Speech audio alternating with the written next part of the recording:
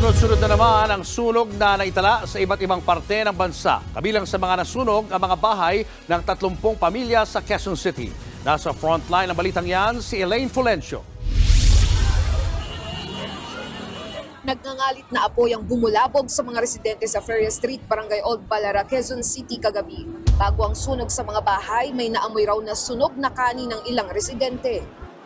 So mga after 30 minutes po ma'am, may pumutok. Pero bago yung pumutok, may kumakalat na pong usok. Ang lakas na ng apoy ma'am. Pag-apak namin ma'am, grabe. Mainit na ma'am, wala na kami nasalba ma'am. Tumagal ng higit kalahating oras ang sunog bago ito naapula. Wala namang nasaktan pero 30 pamilya ang nawalan ng tirahan. Pansamantala silang nasa covered court ng barangay. Inaalam pa ang sanhi ng apoy at ang kabuuang halaga ng pinsala. Sa Quezon City pa rin, 4 na tenant ang natrap matapos masunog ang 3 paupahang gusali sa barangay Bagong Pag-asa kaninang umaga. Agad naman silang na-rescue. Tumagal ng 1 oras ang pag-apula sa apoy.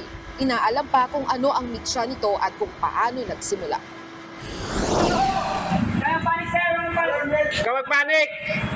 Natrap din ng lalaking ito sa loob ng nasusunog na gusali ng Kolehiyo de San Juan de Letran sa Intramuros, Maynila kahapon. Kinailangang gamitan ng grinder ang bintana ng gusali para mailabas ang lalaki.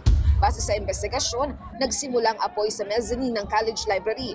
Inabot lang ng 5 minuto ang pag-apula sa apoy, pero sinuspindi pa rin ang klase dahil dito, wala namang nasaktan sa sunog.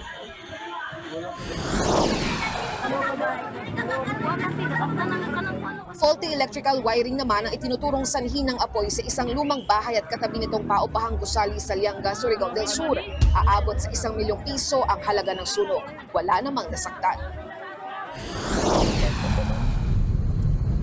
Nasunog din ang 5 establishmento sa Barangay Buluang, Numancia, Aklan kahapon ng umaga. Kabilang sa tinupok ang isang Japanese surplus store, isang opisina, isang tindahan ng muebles at isang motorcycle shop. Nadamay din sa sunog ang warehouse sa likod ng gusali. Ang lahat ng ito, pagmamay-ari ng iisang negosyante.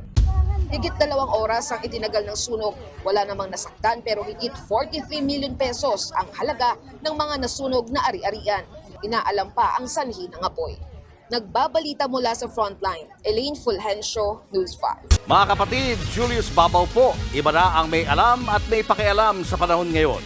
Para sa frontline ng mga balita, mag-follow at mag-subscribe sa social media pages ng News 5.